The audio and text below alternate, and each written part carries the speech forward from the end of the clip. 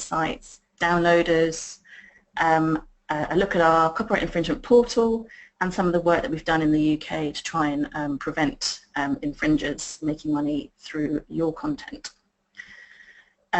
Also to highlight that the content of this discussion is not legal advice, and that we recommend that you seek independent legal advice and pertinent IT securities advice before pursuing anti-piracy action online.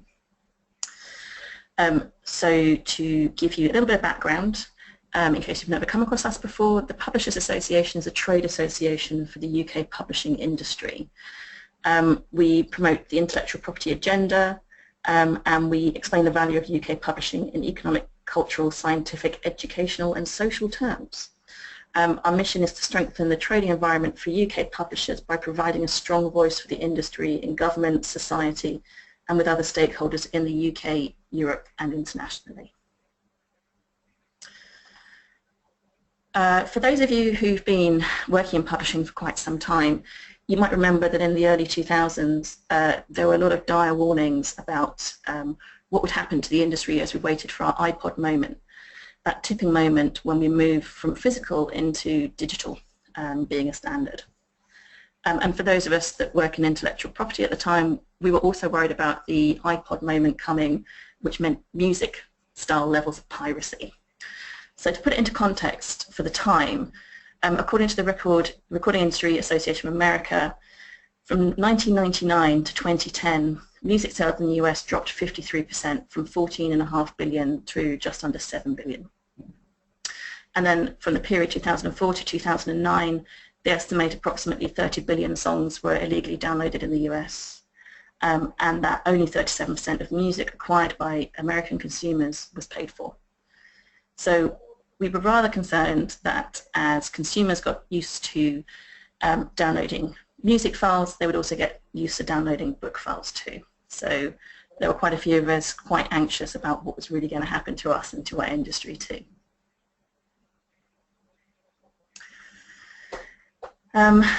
As we've gotten to grips with the problem of piracy in the publishing industry, some of the attitudes I do come across is that the idea that it only affects one part of the industry, or it affects one part more than another part.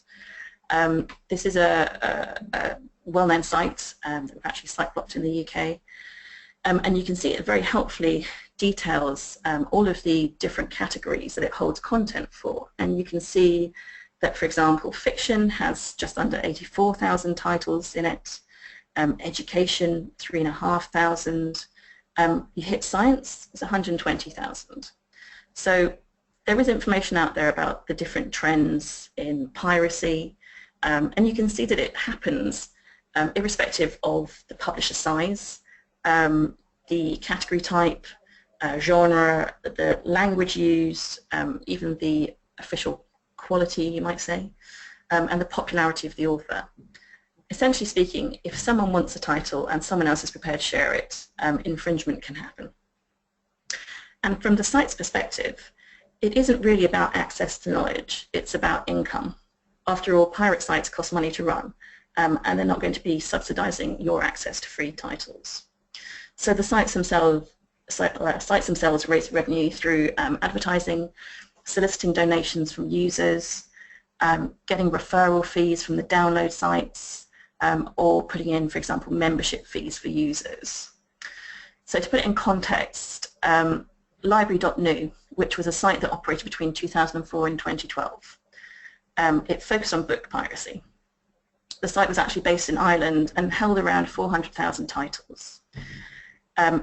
It was seized through a court action by publishers, and looking at the amount of income they brought in, it was thought to have made more than $10 million through advertising and premium level user accounts.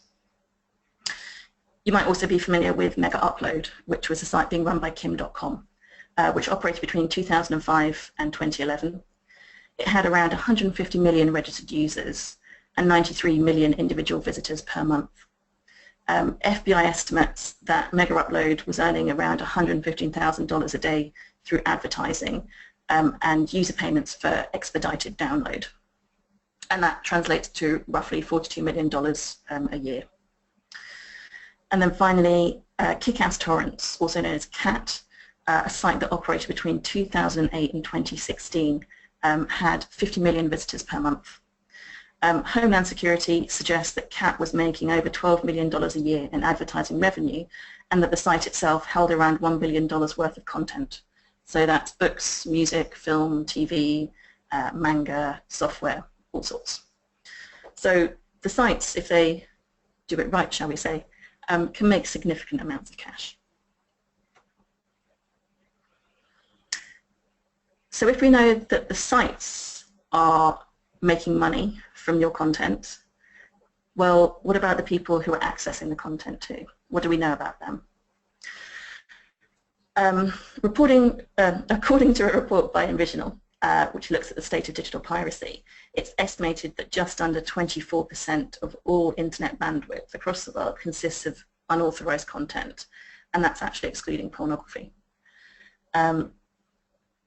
The Intellectual Property Office here in the UK started from 2012 onwards funding research into understanding consumer behaviour and attitudes towards access to copyright on the internet.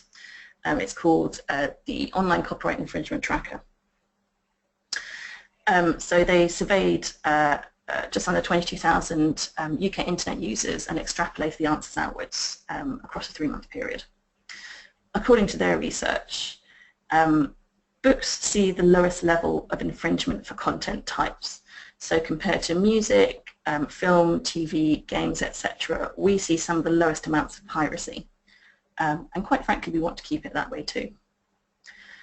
They estimate that 10% of all books consumed over the 3-month period were infringing, which equates to about 7 million titles. And of the people who responded to the survey, they identified their reasons for infringement were the fact that it was free, that it was convenient, and that it was quick. So it was very easy for them to do. That's why they did it. They were also asked what would make them stop infringing. And the top 3 answers were the availability of cheaper legal services, if it was clearer what is and isn't legal, and if what they wanted was available legally. So for example, TV shows that were restricted by territory, so seeing something in the US at the same time as seeing it in the UK, that kind of thing too. Of all the people who are asked, roughly 10% of those who choose to infringe stated that there was nothing that would make them stop infringing.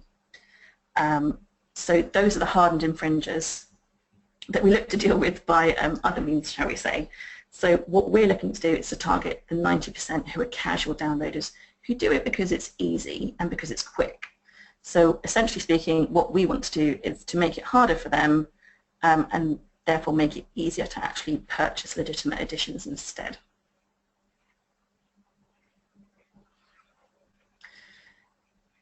We also, as an industry, need to have a bit of an attitude shift too. Piracy isn't the preserve of kind of nerdy geeks shut in basements who need to have a particularly technical understanding of the internet to be able to access the content that they want when they want it to. Generation C relates to the generation that's grown up fully connected to the internet and don't know a world without it. Essentially speaking, downloading isn't seen as a crime. There's no victim. It's all about getting one over on the big media corporations, also known as the copyright monopoly. And generally this is done with the tacit or overt support of tech companies too, because they see content as overpriced, belonging to old media. And if prices were fairer, they would pay. But who gets to decide what's a fair price and what isn't? Looking at youth attitudes to intellectual property, the Office for Harmonisation in the Internal Market of the EU released a hefty survey earlier this year. And I'm going to give you a sizable quote from it, I'm afraid. The millennium generation display notable differences in the perception of IP. A study in 2012 found that the younger population does not have moral or ethical concerns about the practice of online copyright infringement. The OHM study also notes that a significant minority of Europeans, around a third, view counterfeiting in a favourable light as a smart way to preserve purchasing power and also see it as an act of protest against large premium brands and an unbalanced economic system. The OHIM survey suggests that EU citizens between the ages of 15 to 24 hold the most tolerant opinions about counterfeiting and illegal downloading. Furthermore, a significant minority of 15 to 24-year-olds, which is around a third, actually find illegal offerings more attractive than legal. 57% of young EU citizens feel it is totally acceptable to download content illegally when there is no legal alternative available and when it's for personal use. Another study from YouGov highlights that 49% of 8 to 15-year-olds believe that people should be able to download the content that they want from the internet for nothing.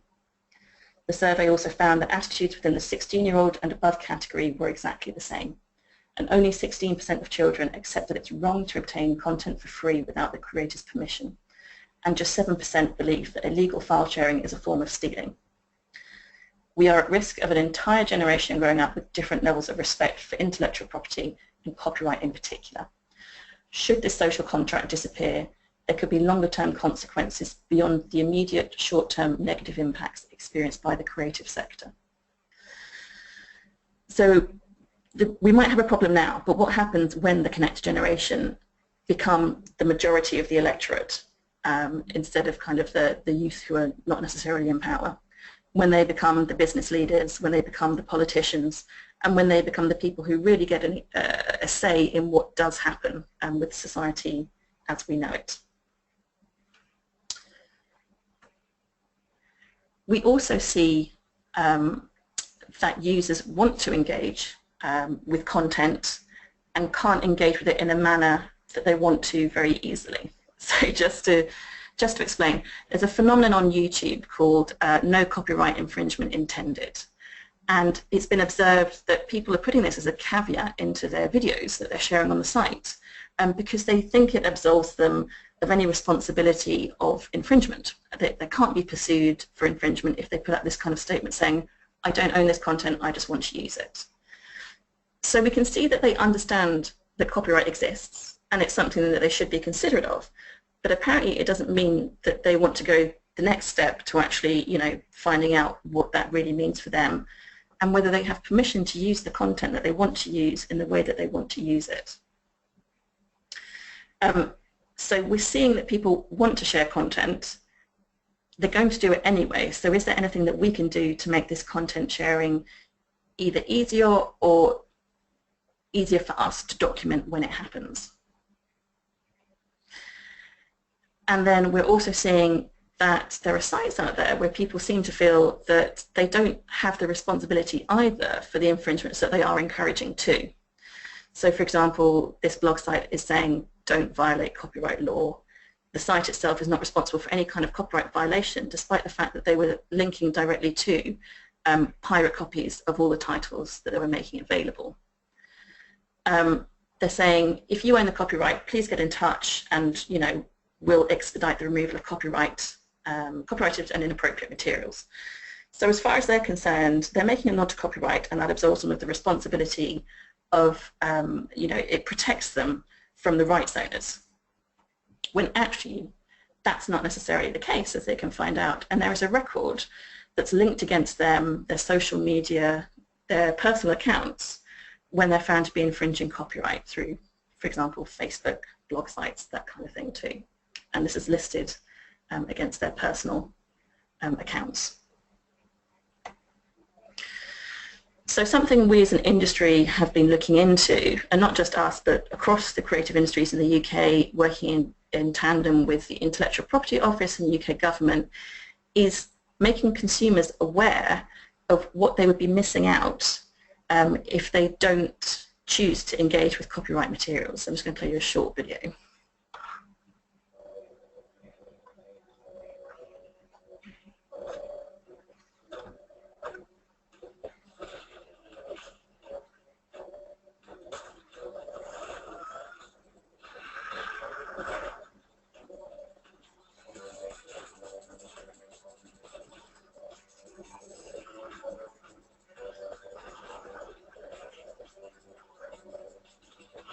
Get the stuff you love on genuine sites and support creativity.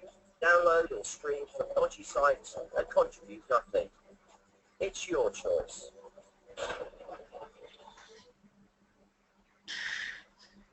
So we're trying to get consumers to engage a lot more with the idea that the world is richer because of copyright, and copyright is not a restrictive beast that prevents them from accessing what they want when they want it. It's actually something that enhances the world around them and gives them access to much more than they ever really dreamed about. Let's go through. So now we're going to take a quick look at some infringing websites. And just to say, if you are planning on doing a lot of research into pirate sites, pirate links, that kind of thing, there's some safety first aspects to consider. So if you're going to sites that you're not familiar with, don't download any files unless it's absolutely necessary. If you have an IT person in your office, you should definitely speak to them first. If you do want to do downloads and visit pirate sites on a regular basis, the recommendation is to use a separate computer, not connected to your company network, and don't keep important documents on the machine. You're not necessarily going to be downloading viruses, but there's a lot of malware out there, there's a lot of junkware, and unless you're particularly IT savvy, it's really easy to lock up a machine very quickly. Always make sure you have an antivirus program and sweep your machines regularly. Don't ever provide credit card details to a site that you think is infringing. And if you want to register on a site, then make sure you use an anonymized address, you know, something that you're happy to dispose of if it gets cluttered up with kind of ads and all that kind of thing.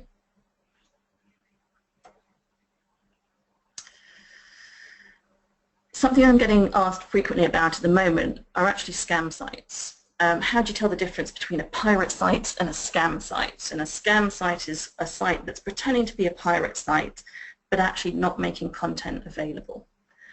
And unless you do have an understanding of pirate sites, it is really hard to tell the difference between them.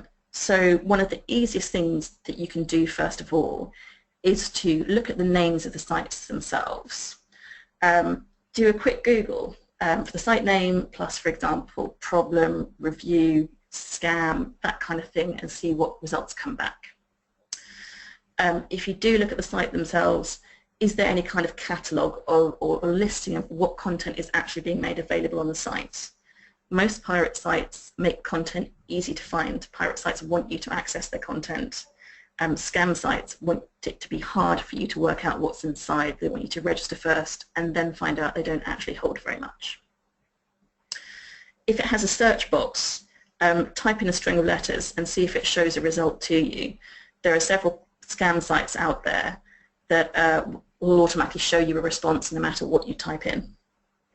And then finally, one of the biggest warnings, is it asking you to register or provide credit card information for a free trial? That's something very much to be aware of. And looking at this particular site, you can see it's talking about register free to read online now. This normally has a value of $25, but today only you can get this for free. Get instant access. The offer is going to expire in 5 minutes. You know, you have to register now. So piling the pressure on. No matter what, please don't provide your details. And the scam sites, themselves can look very sophisticated. They're generally very attractive. They make it look as if there's a wide range of content available on their sites. They'll talk about hundreds of thousands of titles. They'll talk about millions of titles. You know, unlimited access, etc., etc., etc. And you have to look at it and think, is this too good to be true? You know, it only takes 2 minutes to sign up for over 1 million titles. And same again. Movies, games, music, books and more for only £7 a month, thousands of titles available to you. You can see it's got a login page, a sign-up page and a support page, but what it doesn't tell you is what it actually has inside it. And that's one of the biggest warnings that this is actually a scam site. If you're seeing that it has a, you know, a download now, read online button, and if you are prepared and if you do have your kind of separate machine and you do click things like the download button or, you know, access here, it will just keep you chasing across the internet until you come to a site where it asks you for credit card details. So that's one of the biggest tip-offs that what you're looking at is not a genuine pirate site. Most pirate sites work by making the content available for free, and you pay for the method of access, shall we say. So if we look at legitimate infringing sites, should I say, you can see it's really easy to find the content that you're looking for. They make it very easy to show you what is available. It's telling you that it's got almost 2.5 million titles within the system, that you can actively download the titles that you're looking for, or even, as you can see, buy now through Amazon, at which point the pirate site gets a referral fee for recommending the sale. So they're making money and helping you infringe at the same time. We also look at things like torrent sites, and these are sites that use the BitTorrent network to share the method of transferring data over what you can call either a small network or a swarm. This is more important for larger file types, so for example, albums, films, that kind of thing. Book file sizes are so small, you can just do direct downloads. It's not really too much of a problem. The method of referrers and infringers for pirate sites is essentially, it's kind of like having a phone book. The referrer site points you in the direction of where the infringement's actually happening. So on this particular page, you can see multiple adverts. The download and play now buttons are an advert in orange. The blue button that says download is also an advert, and you can see more adverts along the side and the bottom of the site too. The actual download is at the k2s.cc file link in the link table at the bottom. So you can see the site itself is actually providing a good level of data. It's giving you a cover of the title, it's telling you what the format type is, how many pages it's got, what the language is, what the ISBN is. So they're making sure that people can find what they're looking for very quickly and very easily. We do also deal with pirate sites that make content available but charge for it too. This particular screenshots from an app selling the top 100 ebooks, and you can see $2.99, $3.99 going down as low as $1.99. Big Ebook Store, this was actually a software developer who created a method of providing ebooks and was selling actually the sites themselves for only a couple of £100, and was also, as part of the deal, was offering a CD full of a couple of thousand ebooks. He didn't really see why we as an industry would have a problem with that. We also see email clubs where groups of people come together and share books. And we also see commercial sharing of books too. This was a site that was running for a little while until we got the Police Intellectual Property Crime Unit involved, and they went and knocked on some doors and persuaded the gentleman that what he was doing was really not on. We also see sharing over blogs and forums too. So these are in particular kind of looking at niche or very targeted types of content. So obviously on the left-hand side you've got IELTS books covering a range of publishers, and on the right-hand side this is a forum that specialises in making medical textbooks and journals available too. So in these cases with blogs and forums you're quite often building up a community of users, and the people who go to these sites log in regularly, make comments, they know each other and they want to engage with each other too. Then we have legitimate platforms that are being used to infringe. So here we have Issue and Script. These are both sites that are focused on sharing documents. And of course, as soon as you get users involved, people start sharing things that they probably shouldn't be. In the cases of legitimate platforms, we often find that they're very quick to respond to a takedown notice, but they're quite challenging to search and to identify where the infringing content is actually being made available. And of course, don't forget audiobooks too. So here you can see audiobook versions of very popular titles, Stormbreaker, The Martian, Harry Potter, all available on YouTube. And of course, at the moment, I think even just yesterday, IFPI, which is the International Recording Industry, were saying that stream ripping, where you copy the stream that's being made available on services like YouTube and Spotify, is actually one of the biggest problems they have at the moment. So the content being made available on the site doesn't mean that people have to keep going back to the site to listen to it. People can take it off this particular access point as well and share, save it and share it. Then we get into social media. This is Tumblr, start of the textbook season, get your textbook downloads here. Facebook groups, and this in particular one is a closed Facebook group, so it's really hard to know what they're actually sharing.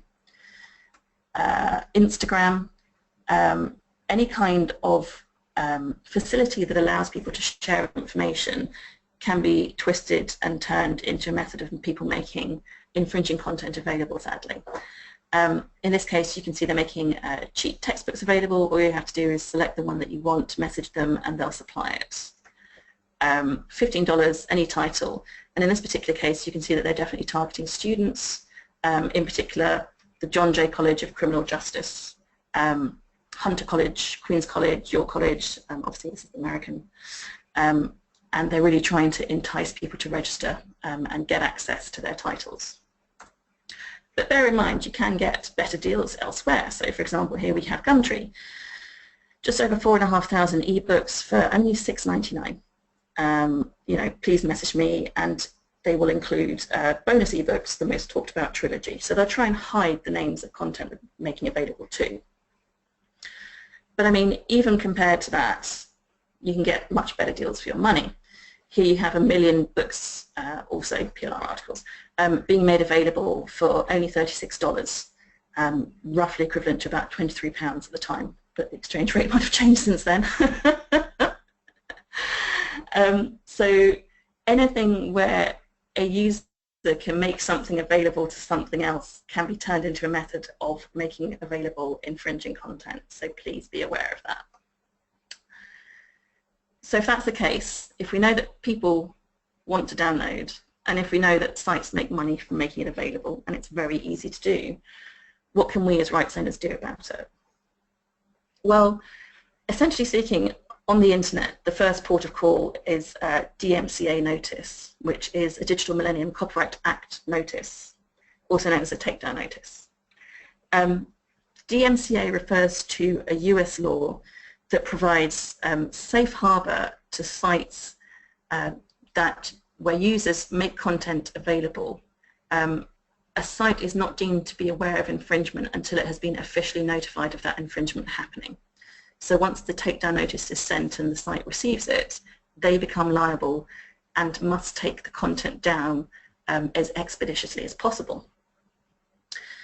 With that in mind, that means that infringer sites that are holding content are more at risk of civil action than anything else, as Kim.com and Megaupload have found out.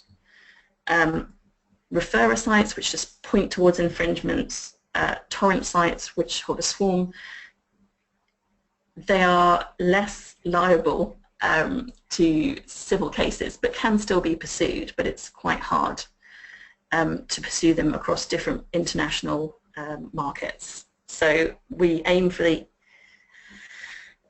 easy access, the low-hanging fruits, and try and target people with as many Dmca notices as possible to see what does get taken down as expeditiously as possible.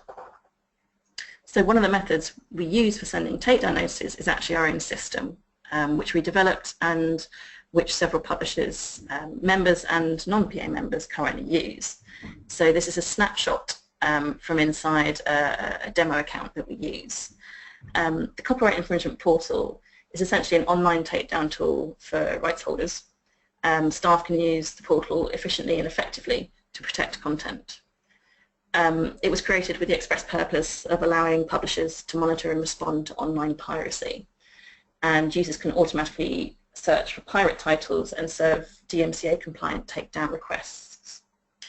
So the whole purpose of it is that it simplifies the process of finding online infringing content, because you can search multiple pirate sites without even having to go to the sites themselves. The system goes out and does it for you.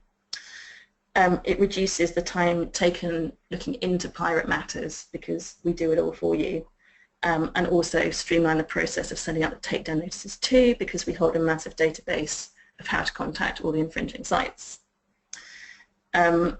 Because we've had this signed off, shall we say, you don't need to go and get your lawyer to check every time you want to send a takedown notice. That's already been done by us internally. It takes away the burden of manual search because it flags up the problem sites, and we specifically exclude legitimate sites. So, for example, we don't look at sites like BBC, Barnes & Noble, W.H. Smith, that kind of thing. We're trying to make it easy to identify the infringers and remove the non-infringers from the process. And one of the other benefits is that, of course, you don't necessarily have to have a sophisticated understanding of pirate sites and download issues to be able to use this kind of service. So just to give you a quick overview, you enter your titles into the system, you set it up to do automatic searches, so the system goes and looks at the site and reports back where it finds matches against your title. And it shows you what results it's found. So you've got refer URLs, infringing URLs, the page title too. You can go and check the links, see what's being made available. Is it your content? And if it is, you can quickly and easily send the takedown notice to the infringing site. And this is a DMCA compliant takedown notice.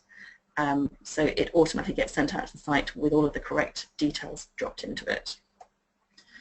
And then you can sit back and monitor the results that you get, so you can see which links are removed, which ones still stay active. We do find that it's a very easy to use site system, and that we have really positive comments back from the users that we have that already use the portal. So we're very proud of it, and we're very happy to make it available. We should highlight the PLS members. If you're not a PA member, you get a 25% discount on the access cost to the portal. So why do we do this?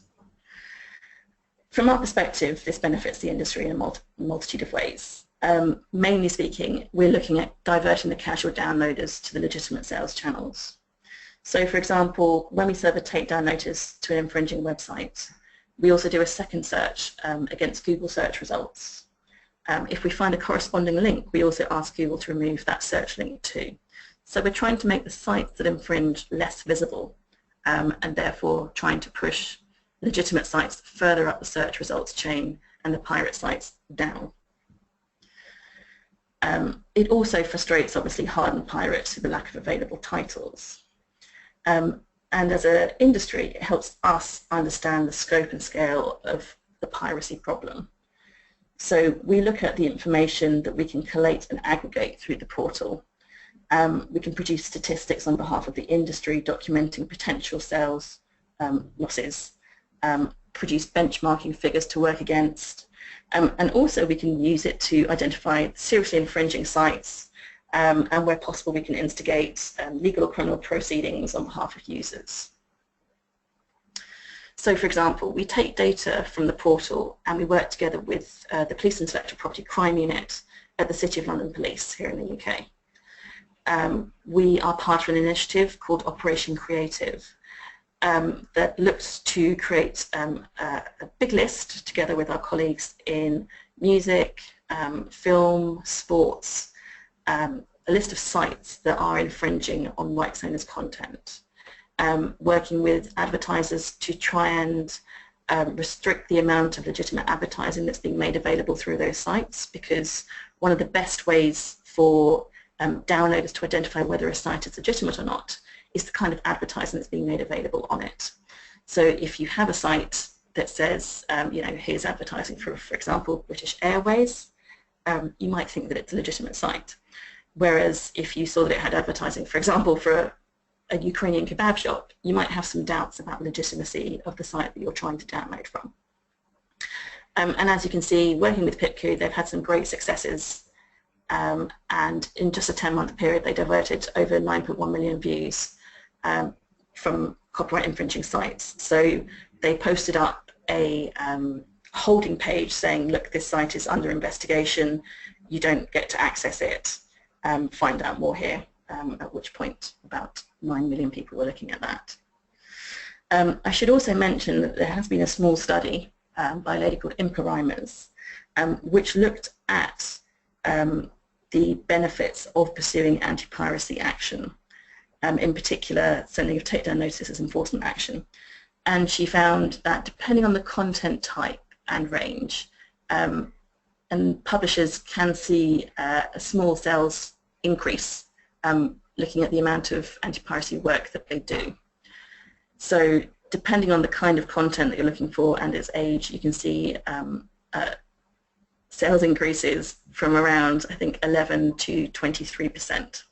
However, that was a very small study, but it is something interesting. And it's particularly interesting that that's the only study that shows that kind of upsurge for our industry and for other UK industries too. So just to go over some of the concepts that we've looked at today, if you're looking at creating a whole and coherent anti-piracy campaign, I suggest that you look at 4 different aspects, which I call the 4 E's of piracy. What I would suggest that you do is really get involved with enforcement action, which is the sending of takedown notices, because that gives you a lot of data to use. It removes easy temptation for the casual downloaders, and it makes it a little bit harder for pirate sites to profit from the lack of time, money or resources that rights owners possibly have. You can then use this data to make informed decisions about your own intellectual property and what you want to do with it. So for example, working with some small publishers who have not had any kind of digital offering but found that they were experiencing online piracy, by sending out the takedown notices and getting their content removed online, and at the same time they looked into their digital offerings and improved their digital licensing, they saw that they had increased income they could put towards more anti-piracy work. So that was working for them. It also meant that they could take a look and see which were their most popular titles online, so to speak, and consider whether they wanted to move them higher up the priority list of converting them from physical to digital editions. I'd also suggest that you look into engaging a lot more too. Engaging as a business. Are you visibly tackling the issue of piracy? Are you talking to your, for example, authors about it and your staff too? And if you are doing something about it, what can we do together as an industry to use that data and that information to achieve more? We often find that in the world of anti-piracy work, you can achieve more together than you can individually. Education. So engaging, as we saw earlier, with your readers, telling them what the value of copyright is, enhancing their understanding of the value proposition of legitimate content, and making sure that they understand that there could be a lot more to lose if they continue to not spend money on our content. And at the same time, education also refers to, for example, within our industry too, and explaining to ourselves, to our colleagues, to our staff, that we shouldn't be pirating content, no matter whether it's book content, film content, TV, software, all that kind of stuff. We should value all kinds of UK creative output. And then finally, innovation. So making sure that you are making files available digitally where people want them and how people want them. So in different kinds of formats, making sure that they're available on some of the major sites, not just necessarily through your own site too. It makes it easy to find legitimate options, and if you're doing anti-piracy work to do takedowns, you're making it harder to find the pirate versions instead. So if you take all 4 of those key concepts, you have the real foundations of a fully cohesive anti-piracy campaign, which I hope will take you to bigger and better things. So that's all I've got to talk about at the moment. I'd like to say thank you very much for joining me today. And as a reminder, PLS members get a 25% discount on accessing the PA's copyright infringement portal, and you can find out more about it by contacting PLS at pls@pls.org.uk or through the PLS and PA websites too. Now, questions?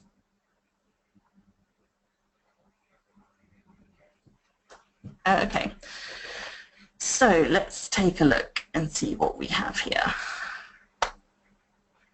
Okay, so I've got a question that was saying that one of the sites that I showed is pirating a book that one of the listeners owns the rights to. I can get in touch with you individually and we can talk about which site it was. I think it might have been the freebookspot.es site. What can we do about it? You can send them a DMCA takedown notice and hopefully that will get the book removed from the site. Freebookspot is pretty compliant, but obviously it really depends on the context of the notice that you send them. Excellent question. Have you had any success with trying to deal with either LibGen or Sci-Hub? For those of you that aren't in the know, LibGen, also known as Library Genesis, and Sci-Hub are linked sites, effectively speaking, from a broader family of infringing sites. So, for example, Bookos, Bookfee are part of the Library Genesis network.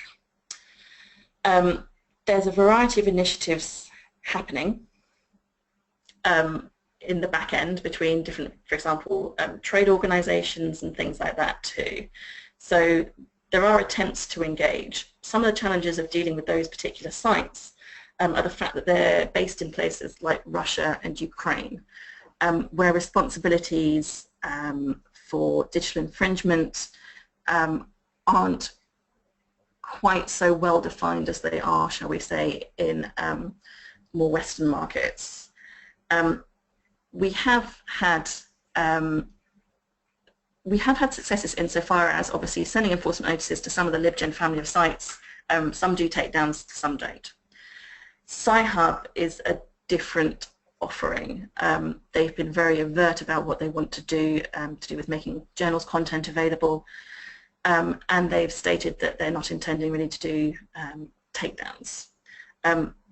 Sci-Hub is a slightly different proposition to the LibGen family of sites, despite the fact that LibGen and Sci-Hub feed each other, because Sci-Hub is encouraging users to piggyback into scientific networks. So effectively speaking, they're kind of phishing or hacking into university networks too, which means that they change from being dumb networks into sophisticated technology users.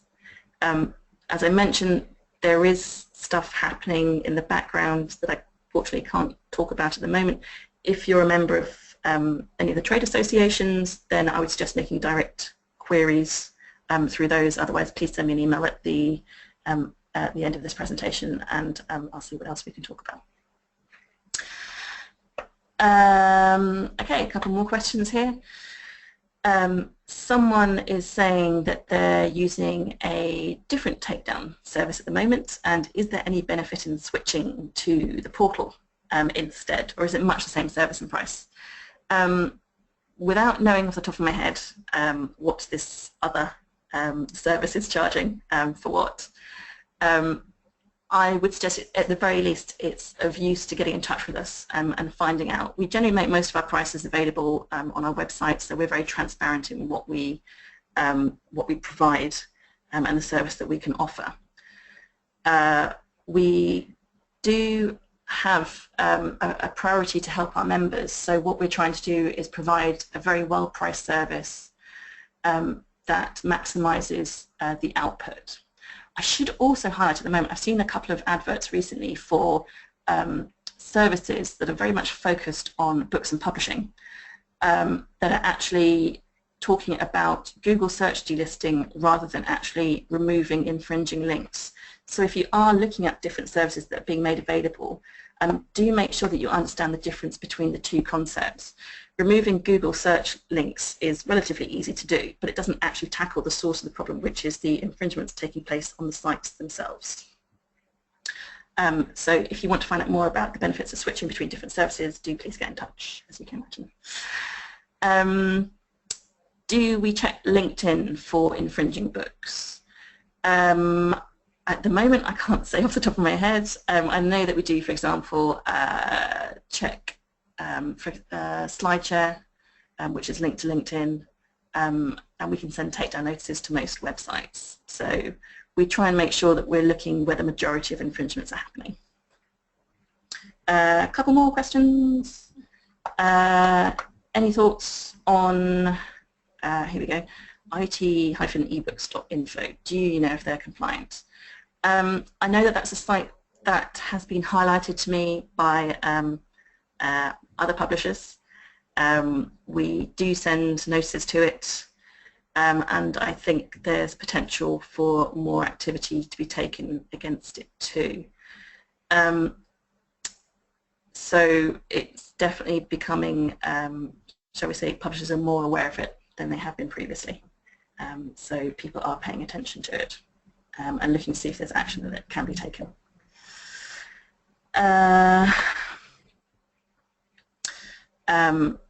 Is it worthwhile, here we go, for journals publishers, as a journal publisher, what proportion of infringement is going via Sci-Hub, and is it worthwhile working on piracy when Sci-Hub is carrying on? It's an interesting question. There is a significant amount of infringements happening on Sci-Hub, but you have to remember, not everyone accesses Sci-Hub's networks. It might feel like it at the moment, and it might have got a lot of attention in the academic press, for example, but that's pretty much died off. And to a certain extent, you have to keep on going. At the very least, you have to look at the sites like Sci-Hub and identify what infringing content it's holding to know what kind of scale of a problem it is. Once you know how much of your content is actually being made available, then you can start to take some more sophisticated decisions about, well, is this a problem that's actually worth investing in? Should we be spending more of our time and money trying to take down the site, either independently or working together with our particular trade associations, hopefully? Or should we be, effectively speaking, cutting our losses and carrying on? And that's really got to be something that you discuss internally about what kind of value you have pursuing particular sites, and whether spending time and energy trying to move people away from it is really valuable. There are a lot of sites out there, and while Sci-Hub is a big one at the moment, we do see sites come and go pretty quickly. Also, it has to be looked at that places like Russia and Ukraine, whilst previously they've been kind of like the wild west of the internet, they also have been looking into changing their own laws, changing their copyright laws, changing laws around making available content networks. The ISP networks are also looking into their own responsibilities about how they're facilitating the availability of infringing content. So even if the sites themselves don't necessarily want to comply, there are various other ways of approaching the issue that can have value. And in particular, I would recommend that you engage with or any kind of trade association that you might be signed up to find out either what they're doing about it or what their partner associations are doing about it too. So I would definitely recommend that at the very least it's worth keeping an eye on, for nothing else. And then I think that's all of our questions for today. Thank you very much for joining me. I'm really glad to have you all with me today, and in particular, thanks very much to all of the people who I've previously communicated with or have been speaking with recently who've kindly signed up to this session today. If you have any questions about piracy in general, about the portal, or about any kind of problems that you have with content being made available either physically or digitally, do please feel free to get in touch. Even if I don't have anything particularly useful for you at the time, I can point you in all sorts of different directions. And obviously do work with a variety of overseas trade associations and different organisations within the UK too, to do with things like design and kind of illustration, things like that too, that we might be able to give you some guidance on. So many thanks for joining me today.